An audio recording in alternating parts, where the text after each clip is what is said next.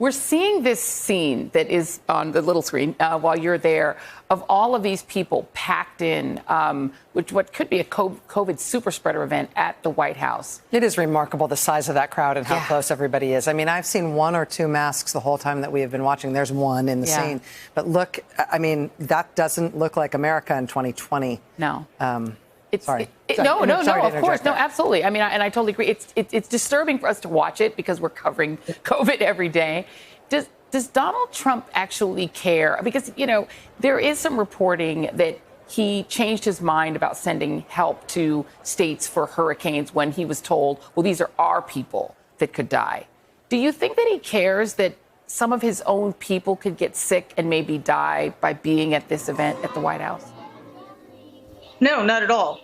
Because what is important to him is that people think that everything's fine. And tonight is of a piece with what I've seen of the rest of the convention. It's an attempt to elide the last 6 months from the country's memory and pretend that 2020 never happened. And basically, nobody died. The economy's great. And that lie can't be pulled off unless he has people crowding into the lawn of the People's House, by the way, which is another issue entirely, that they're all breaking the law by even doing it in the first place. And the risks that those people are taking or the risks he's putting them at are completely irrelevant to him, because for Donald, the only thing that matters is if he is winning in the moment.